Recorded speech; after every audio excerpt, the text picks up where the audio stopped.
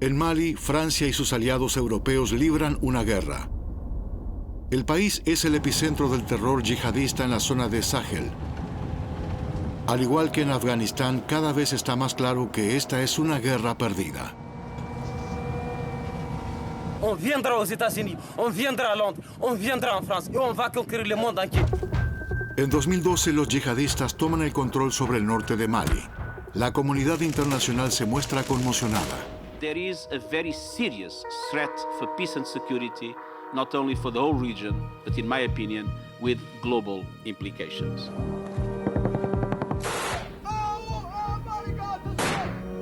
En 2013, la operación francesa Serval consigue liberar las ciudades ocupadas. Pero eso no soluciona los problemas en Mali. Las tropas francesas permanecen in situ. Surge la amenaza de una terrible reacción en cadena. Desde el final de la operación, los terroristas continúan avanzando. Han cambiado su estrategia y se han mezclado con la población. Avanzan por todas partes. No diferencian ni matan a cualquiera. Su meta es que renunciemos a nuestro territorio. Si mañana África, sobre todo África Occidental, se hunde en el caos, naturalmente habrá flujos de refugiados, igual que en el caso de Siria o Afganistán. Así que nuestra propia seguridad se decide en África. Esta crisis es ante todo la historia de un fracaso. De Mali como Estado, pero también de la comunidad internacional que apoyó al país. Este fracaso se convirtió en un suelo fértil para los yihadistas y llevó al ejército a un callejón sin salida. ¿Cómo pudo suceder?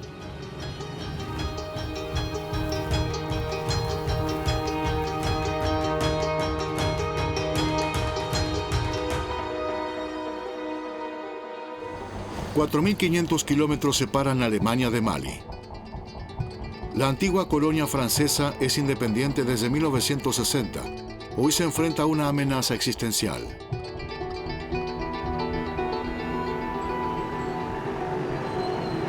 Bamako es capital, sede del gobierno, escenario de golpes de Estado y una bulliciosa y sobrepoblada ciudad comercial.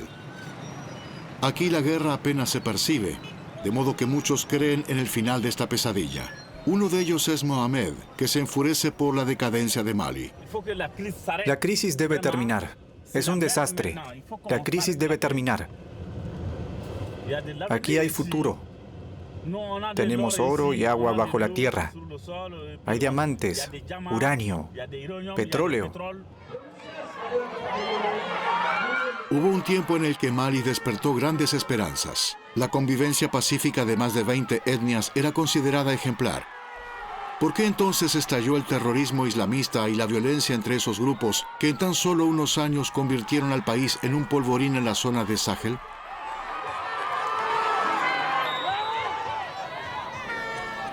Para ir al fondo de las causas, dejamos Bamako y nos vamos hacia el norte. El primer acto de esta crisis tiene lugar en Argelia, escenario de una guerra civil en los años 90. J'ai vu des gens se faire égorger sous mes yeux. Ils essuyaient leurs couteaux et après ils donnaient des coups de pied. Ils ont tué mon mari, ils ont tué mon fils devant moi. J'ai réussi à prendre la fuite avec mes autres enfants et je me suis cachée pendant toute la nuit. Quand je n'ai plus rien entendu, au petit matin, je suis sortie. Ceux qui ont fait ça sont des barbares, des traîtres. Ils n'ont pas une goutte de sang musulman en eux.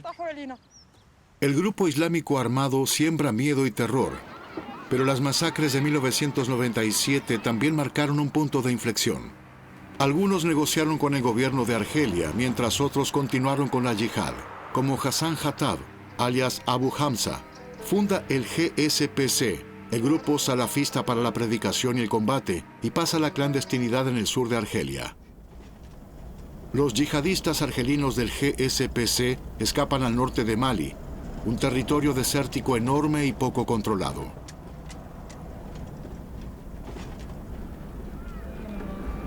Aquí viven los Tuareg, que bautizaron la zona con el nombre de Azawad, lejos, muy lejos de Bamako. Hay algunos dignatarios y responsables de esta zona que pronto fueron conscientes del peligro que podría significar para nosotros la llegada de esta gente. pero la gran mayoría de la población no reconoció el peligro. No conocía ni al GSPC ni a Al Qaeda. Para ellos esta gente era como cualquiera de acá.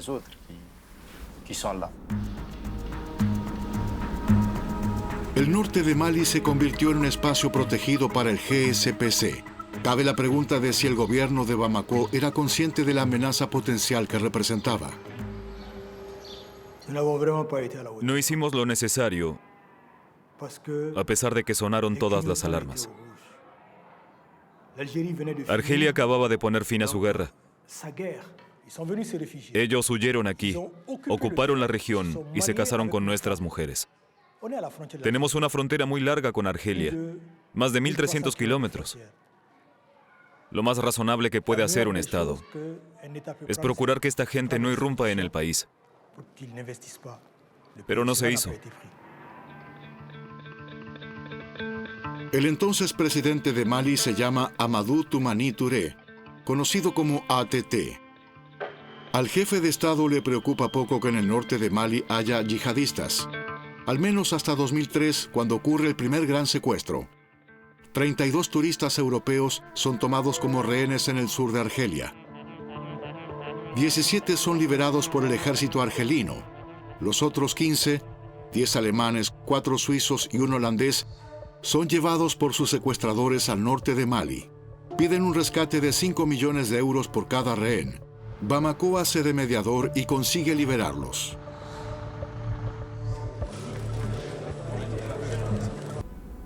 En la primera década de este siglo, los corredores del desierto se convierten en zona de tránsito para la cocaína procedente de Sudamérica. Este lucrativo negocio despierta nuevas ambiciones.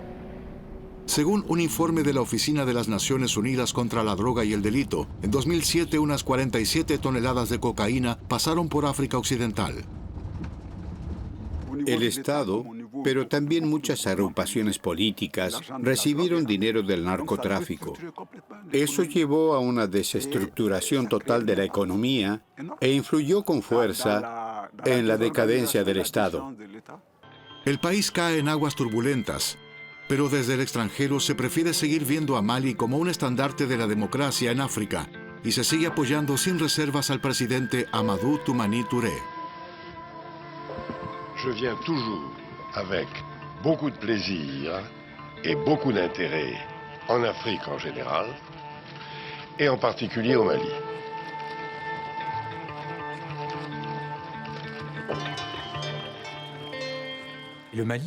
Mali era presentado como un país ejemplar, un país modélico para los donantes. Aquí todo iba maravillosamente bien. La democracia, Amadou Toumani Touré. Yo pensaba, qué raro, yo estoy viviendo una versión muy distinta. En la elección de Touré en 2002 hubo oficinas enteras que falsearon los resultados. Todos sabían que era una gran mentira.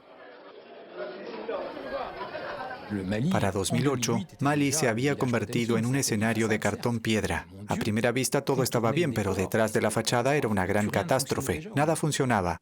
El Estado maliense era una ficción, un pseudoestado. Era un espejismo mantenido por la comunidad internacional. Yo lo sé. Fui ministro de gobierno de Amadou Toumani Touré entre 2002 y 2007.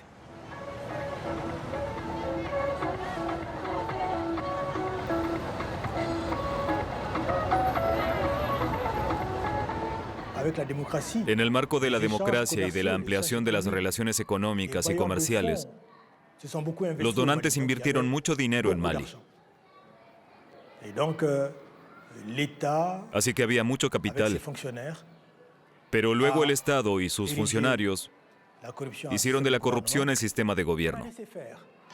Se permitió por falta de ambiciones para el país. Se permitió a favor de intereses personales. Y cuando digo se permitió, me refiero a las esferas más altas del Estado. El nuevo sistema multipartidista dio un fuerte impulso a la corrupción con todas sus malas prácticas.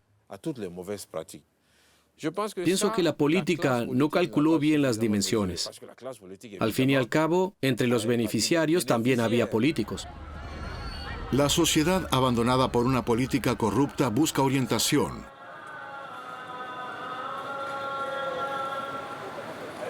y la religión se ofrece como depositaria de valores morales.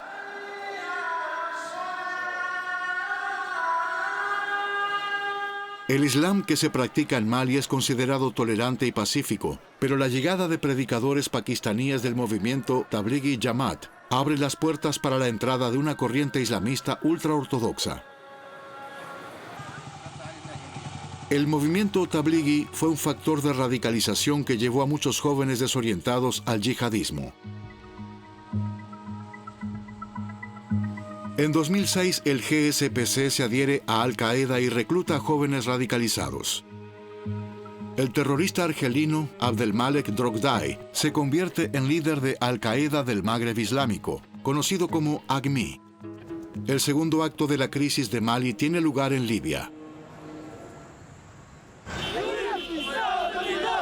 En 2011, durante la primavera árabe, se desata una revuelta popular en Libia. Pese a los riesgos de una desestabilización regional, Occidente inicia la operación Harmattan. Desde la perspectiva maliense, la intervención no es una buena noticia. Gaddafi apoyó mucho a los países de la región del Sahel, particularmente a Mali. Libia invirtió mucho en el sector hotelero y bancario del país.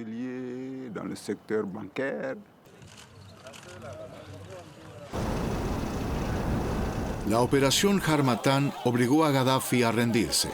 Así terminaron sus 42 años en el poder. El líder libio es linchado por una turba. Los aviones de la OTAN vuelan a las bases. Los combatientes tuareg, que en su momento sirvieron a Gaddafi, regresan a Mali cargados de armas. Todos los africanos sabían que si Libia caía, los países del Sahel sufrirían las consecuencias. Pienso que la historia nos ha dado la razón. Ya sea Mali, Burkina Faso, Níger u otros países, todos caen debido a la desestabilización de Libia.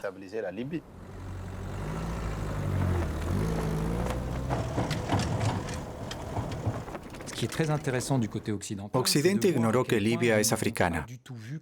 La crisis de Libia solo fue vista desde la perspectiva mediterránea. ¿Por qué? Porque en el Ministerio de Exteriores francés hay departamentos distintos para el Magreb y el África subsahariana. El norte de África forma parte de Oriente Medio y el África subsahariana va por otro lado. Solo Occidente considera el desierto un obstáculo. El desierto es el hogar de los tuareg, que se rebelaron durante años contra el gobierno central de Bamako, sin llegar a conseguir la autonomía que exigían. Durante los años 90, Iyad Agali fue un héroe muy renombrado de los tuareg. Su trayectoria es ejemplar. Primero fue negociador durante la toma de rehenes de 2003, luego se radicalizó en las filas de los predicadores Tablighi y finalmente se acercó al AQMI. Hoy es el yihadista más buscado en Mali. El regreso de los tuareg de Libia le da impulso al movimiento autónomo. La nueva generación toma el control y funda el MNLA, el Movimiento Nacional para la Liberación de Azawad. Su objetivo, la independencia. En 2012, Iyad Agali deja claro que libra una lucha religiosa, pero quiere seguir participando en la causa de los tuareg. Así se acerca al MNLA. Iyad quería hacerse con el liderazgo político de MNLA, pero el movimiento había sido fundado por cuadros jóvenes que se consideraban líderes políticos. Así que ahí se le debió ocurrir la idea de fundar su propio movimiento. Iyad Agali llama a su movimiento Ansar Din, defensores de la fe. Exige abiertamente la introducción de la Sharia en Mali. Teníamos visiones distintas. Él quería hablar sobre el Islam. Nosotros somos musulmanes. El Islam tiene prioridad absoluta en nuestra sociedad.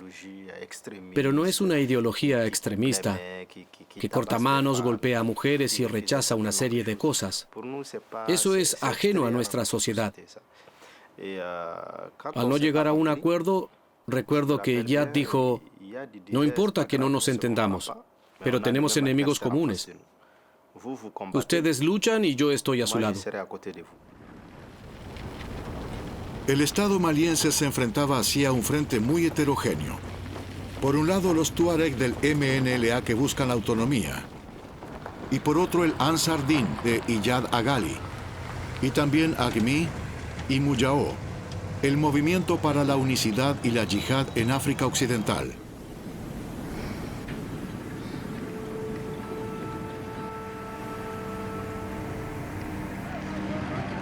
El tercer acto de la crisis en Mali comienza el 17 de enero de 2012.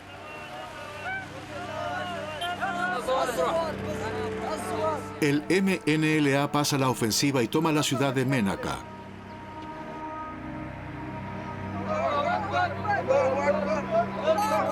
La alianza desigual entre los Tuareg y los yihadistas provoca la caída de grandes ciudades en el norte como Tombuctú, Gou y Kidal.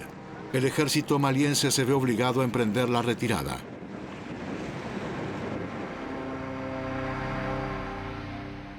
El territorio estatal abarca 1.200.000 kilómetros cuadrados. La geografía y el clima son infernales, realmente difíciles. Eso complica todo.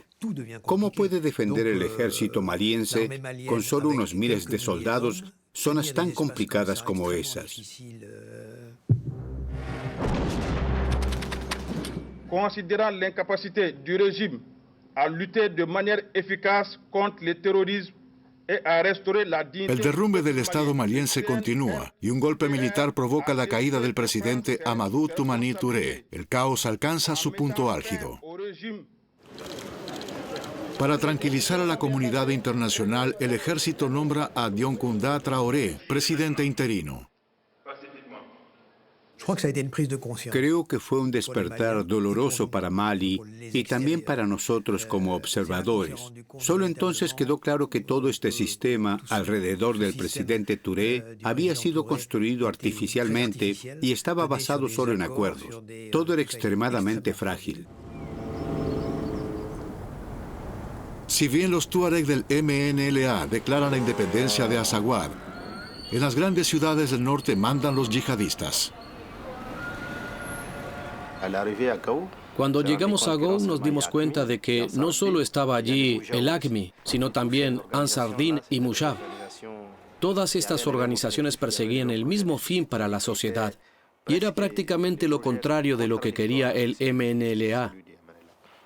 Ya conocemos el resto de la historia. Nos sacaron de Gou, de Ménaka, de Kidal.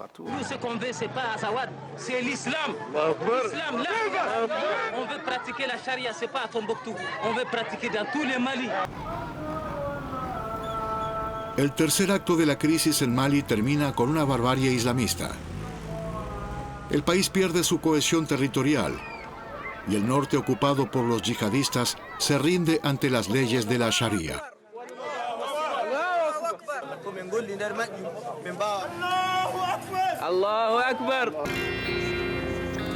¿Cómo vivió la actual generación de jóvenes malienses este periodo de ocupación? Aminata es autora y lucha incansablemente por el apoyo a la lectura y las bibliotecas en las escuelas. Hace poco se casó con Messaoud. Aminata ha vivido siempre en Bamako. Messaoud pasó su infancia en el Tombuctú, ocupado por los yihadistas.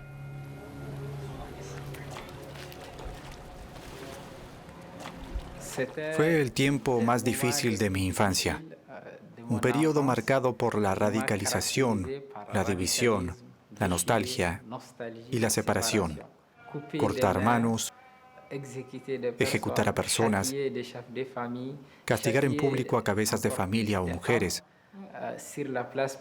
Todo eso era parte de la vida cotidiana en Tombuctú y le robó su brillo y su dignidad. Fue algo que manchó el nombre del Islam. Circulaban imágenes que nos mostraban la destrucción de sitios históricos y documentos valiosos. Vimos mausoleos destruidos en Tombuctú.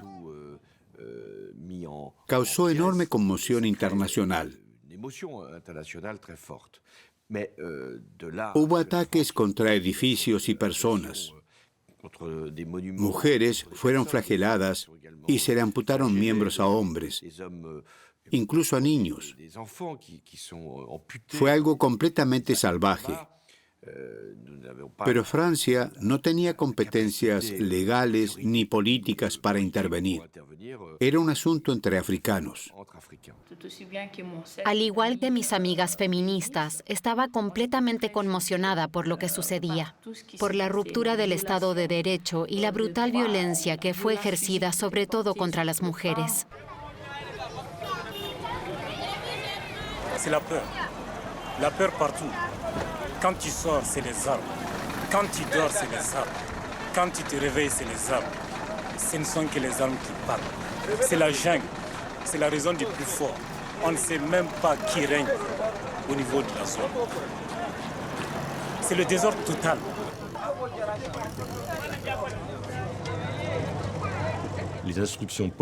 La orden política que había recibido el ejército era no intervenir activamente. La estrategia consistía en apoyar el surgimiento de una fuerza africana que resolviera el problema entre los propios africanos.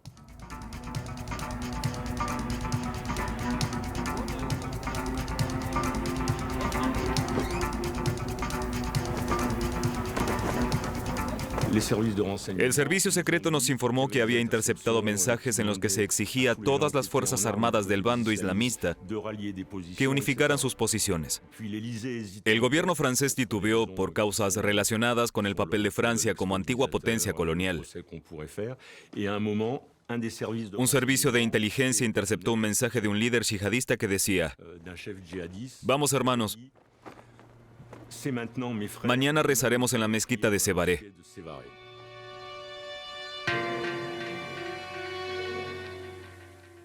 Era de Iyad Agali. Se había rodeado de muchos combatientes con una capacidad impresionante de ataque. Se dirigía al cerco militar de Mopti Sévaré. Todos sabían que si se rompía, quedaría despejado el camino hacia Bamako. El presidente Traoré me llamó y dijo: "Estamos ante un ataque. Estas fuerzas están decididas a llegar hasta Bamako". Entonces el presidente francés dijo: "Ya no tenemos tiempo para esperar a que se agrupe una fuerza africana. Debemos ir". Y eso hicimos el 13 de enero.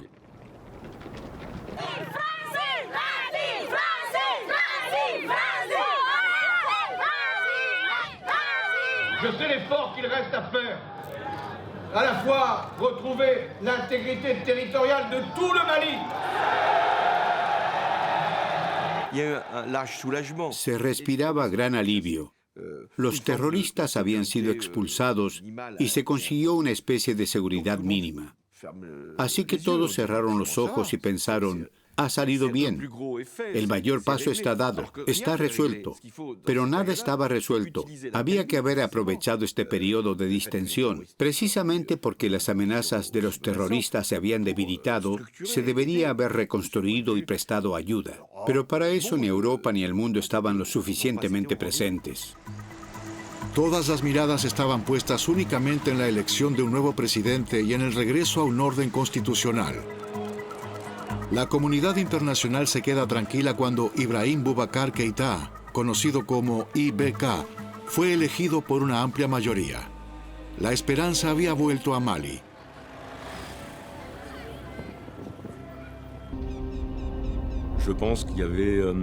Probablemente Francia habría tenido dos caminos para abandonar la senda de la crisis en Mali. Uno habría sido la liberación de todos los centros urbanos de Mali. Así se habría podido decir: hemos venido para acabar con la ocupación por parte de los islamistas. Ha funcionado, ahora queda en sus manos. Pero eso no sucedió. La segunda opción después de las elecciones habría sido decir: tienen un presidente legítimo. Ahora cumplan con su tarea de tomar el control del Estado. Pero eso tampoco se hizo. Principalmente porque no existía un Estado. No había ejército, no había nada. Se pensó: hemos pagado un alto precio para echar a los islamistas. Si nos vamos ahora y regresan, será peor. Así que se esperó durante 8 años. El ejército francés entra cada vez más en un callejón sin salida. Sin apoyo político era imposible que la seguridad fuera la única solución para la crisis en Mali. Naciones Unidas, que con más de 11.000 cascos azules realizaba una de las mayores misiones para mantener la paz, enfrentan la misma problemática. El Estado maliense había colapsado, pero ¿alguna vez había existido en las zonas rurales? En el centro del país se producen masacres. El suelo fértil del delta interior del Níger durante mucho tiempo hizo posible una convivencia pacífica entre los ganaderos del pueblo de los Fulanis y los agricultores de la etnia de los Dogon. Pero con la creciente destrucción del medio ambiente se desata la violencia entre ambos grupos.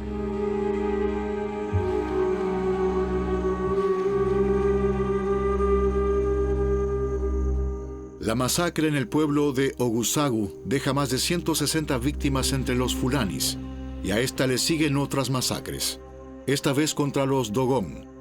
Comienza un círculo vicioso de venganzas. Amadou Koufa, un líder de los Fulanis, funda el movimiento Katiba Masina y se une a Iyada Gali para luchar contra el enemigo común, el Estado. Un Estado que no es capaz de garantizar la seguridad y la justicia, y tampoco de acabar con la violencia interétnica. El poblado Dogon de Sanga se convierte en objetivo de ataques mortíferos que obligan al alcalde, Amadou Dolo, a escapar a las afueras de Bamako. Había sido guía turístico cuando la tierra de los Dogon aún era un destino de interés para viajeros de todo el mundo. Fui testigo de la masacre en mi comunidad. La población intentó defenderse sin la ayuda del Estado. Cuando comenzaron los ataques, pedimos ayuda, pero nadie vino. El Estado nos abandonó. La seguridad tiene prioridad absoluta. Sin seguridad no hay desarrollo. Sin paz no hay desarrollo. Ya es hora de que Bamako y quienes toman decisiones en Mali tomen conciencia de que estamos en guerra. Aunque la comunidad internacional invirtió durante décadas miles de millones para el desarrollo, no pudo detener esta catástrofe. En 2015, durante la conferencia de la OCDE sobre Mali en París, los donantes prometieron nuevamente 3.200 millones de euros, convertida en moneda local, una cifra inconcebible. A la orilla del río Gikoroni, así como en la mayoría de los barrios de Bamako, la vida cotidiana sigue igual. No hay empleo y los trabajos ocasionales siguen siendo remunerados con unos pocos centavos. Vivimos aquí y llevamos carretas con leña de un lado a otro que se venden por 125 francos CFA.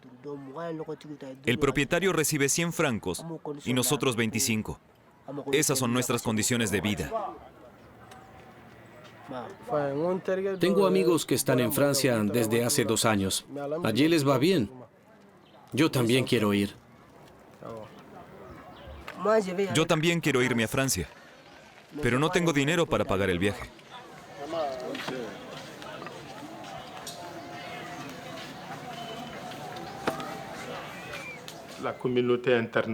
Los programas que la comunidad internacional inició acá desde la independencia, tanto en un contexto multilateral como bilateral, fracasaron rotundamente.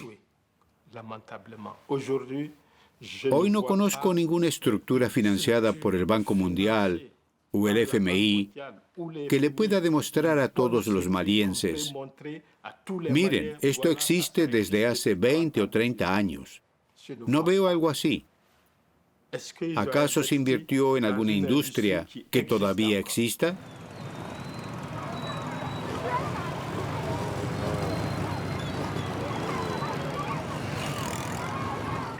En estos programas se invierten enormes sumas para el funcionamiento que da de comer a mucha gente, gastos diarios, coches todoterreno.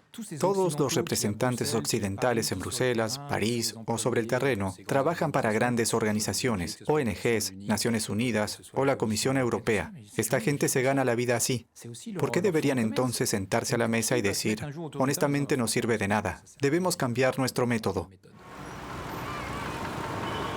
A la falta de eficacia de los programas se suman las maniobras oscuras de los funcionarios malienses que malversan fondos. ¿Cómo es posible que un general que apenas tiene 45 años tenga un patrimonio de varios miles de millones? Es imposible. Son multimillonarios a la vista de todo el mundo.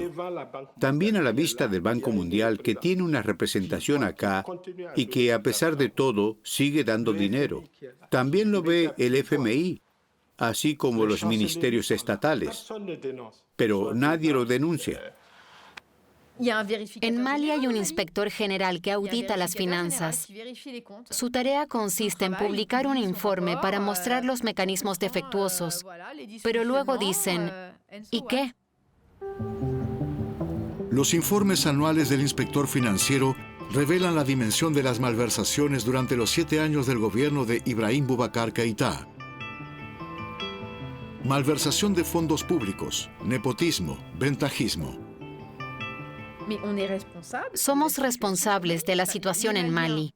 Evidentemente, los malienses son tan responsables como los donantes.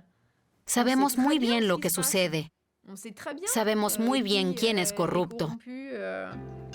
¿Qué queda de la promesa de democracia cuando la corrupción se convierte en algo sistemático? En las redes sociales se puede encontrar a Adam Dicko. La activista ha fundado su propio movimiento, la Asociación de Jóvenes por una Ciudadanía Activa y Democracia.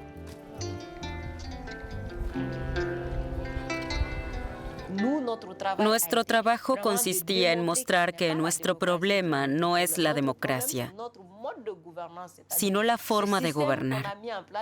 El sistema establecido que fomenta la corrupción, el nepotismo y la injusticia. Hoy la gente joven discute sobre cuestiones de gobierno y democracia y lo hace con mayor entusiasmo que antes. Eso es algo que debemos apoyar. Las redes sociales lo han facilitado.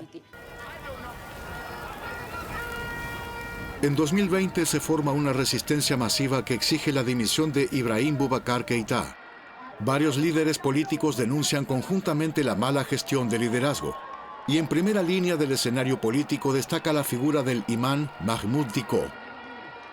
Su autoridad moral luce para muchos como el remedio a la corrupción de la democracia. El 18 de agosto de 2020, los viejos fantasmas vuelven a Mali. El ejército da un golpe de Estado y se hace con el poder. Pero el movimiento de protesta ha abierto una nueva vía. El Islam entra en el mundo de la política. El imán Dicko representa la vertiente rigurosa del wahabismo saudí. Sus encendidas prédicas son escuchadas más allá de los muros de su mezquita. El imán quiere ejercer influencia en la política y defender su visión de la lucha contra el colapso moral de Mali.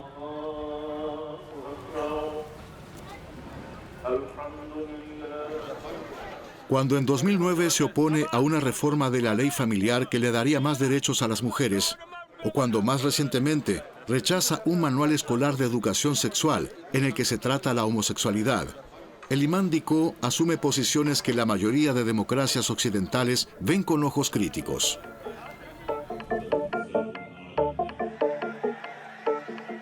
Los líderes religiosos están hoy demasiado presentes en el escenario político.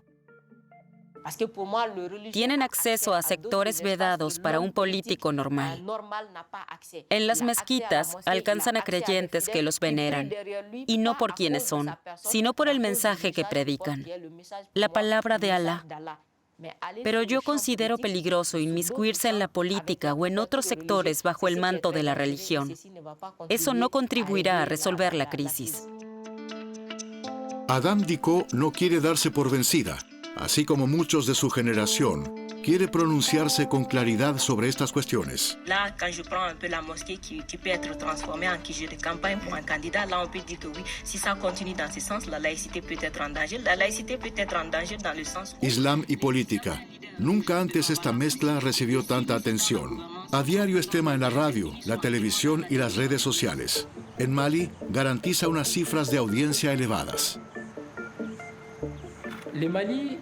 Mali es un país que siempre fue secular y que seguirá siéndolo.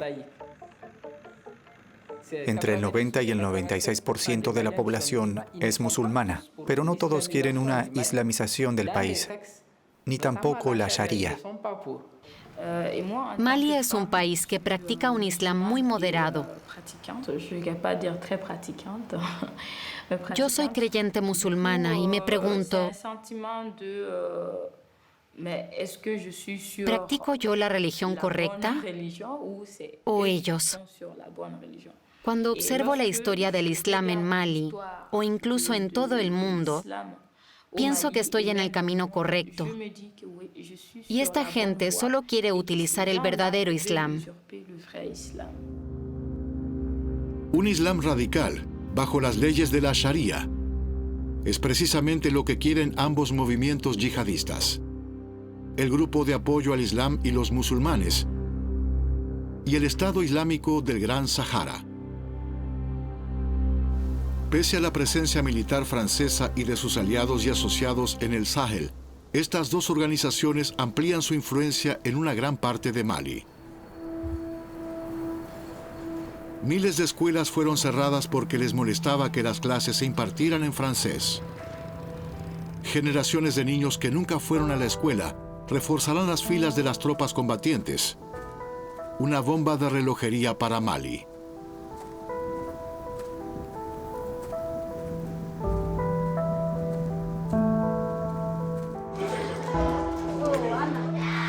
Cuesta no pensar en las escuelas llenas de niños, en la educación para niñas que había progresado antes de la crisis. Como en esta escuela de Fatoma en el centro de Mali. Son imágenes de una época en la que las niñas aún no usaban velo y en la que el director de la escuela estaba orgulloso de su asistencia. Tout le monde s'est impliqué afin qu'on ait le maximum de filles à l'école. Quand une fille est instruite, c'est comme tous les filles là. C'est ça notre slogan. 15 años más tarde, el director nos permite ver la situación actual en Fatoma.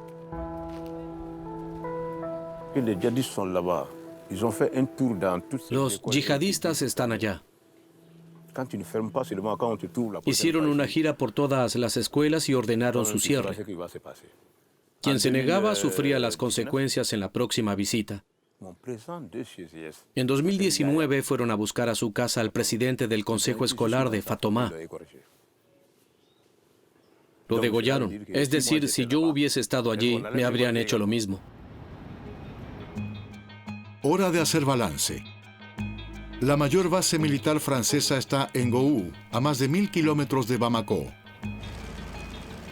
Los soldados continúan con su misión, pero después de tantos años abunda la amargura. Muchos soldados murieron.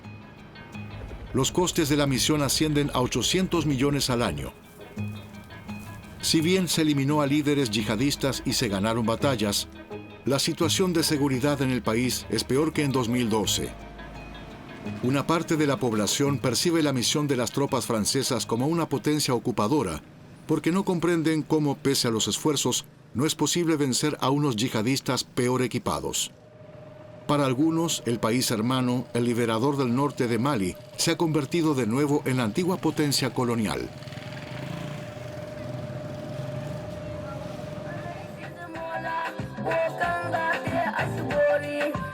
Más allá de esta decepción, la población solo quiere una cosa: vivir segura. En Gou aún se puede escuchar música, pero los yihadistas pronto podrían prohibirla.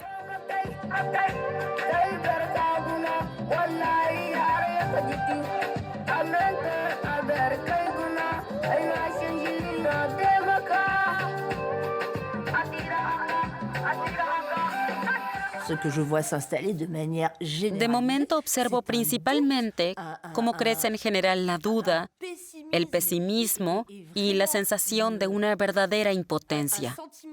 Y de esto se responsabiliza a Francia. Es algo que me parece aún más enrevesado e inquietante. La idea es, quizás Francia intenta ayudarnos, pero en realidad no lo consigue, y sus soluciones son inútiles.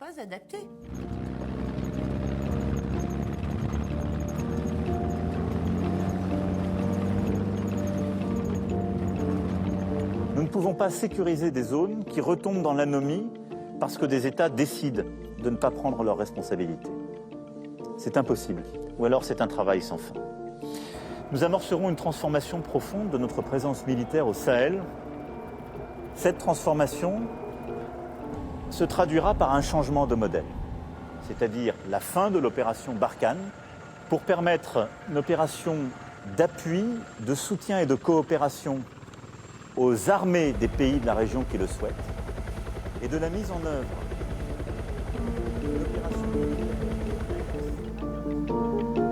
Francia quiere encontrar una salida y apuesta por una alianza europea.